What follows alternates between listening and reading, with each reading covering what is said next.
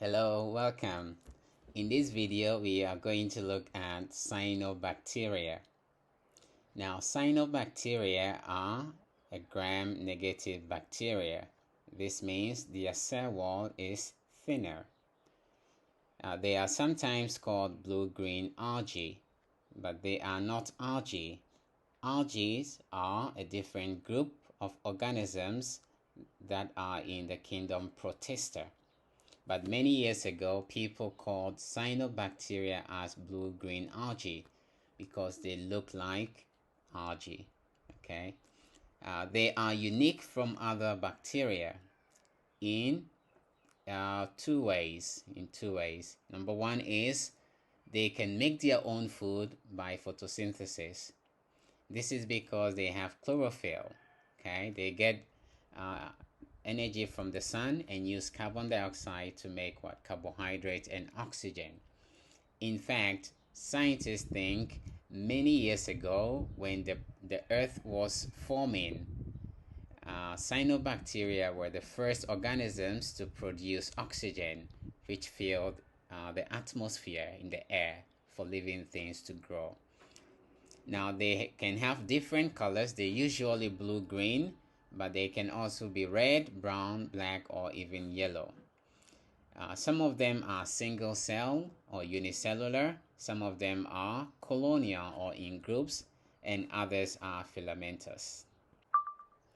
The second way that cyanobacteria are unique from other bacteria is the cell structure they use for photosynthesis. They use a protein complex. It's a big protein we call phycobilisome to absorb the energy from the sun.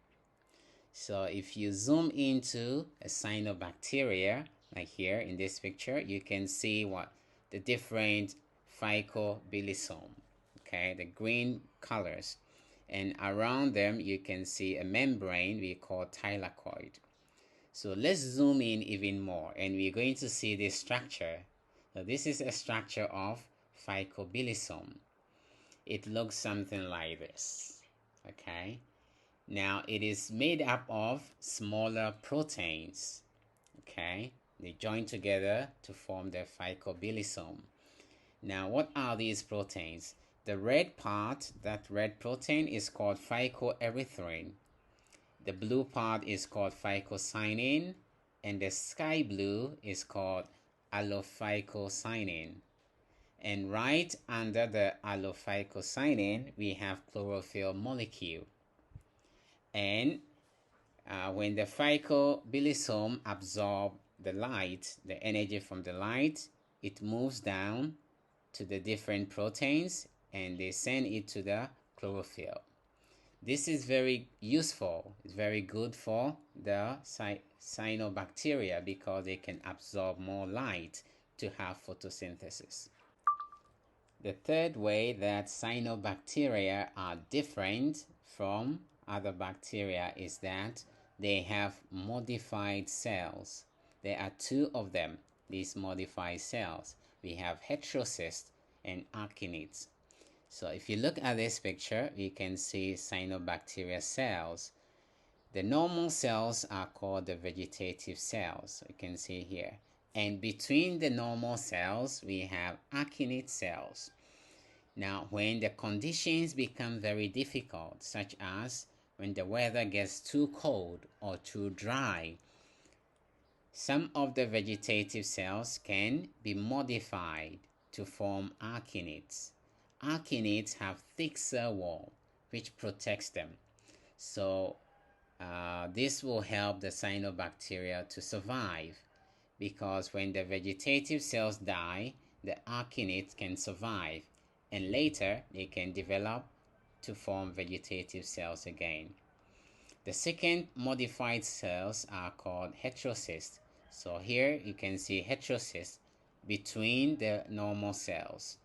Now heterocysts are very important because they can absorb nitrogen gas in the air and change it into nitrite or NO2 and nitrate or NO3 minus. Okay, and then plants can absorb this nitrate, okay, and use it to make different compounds.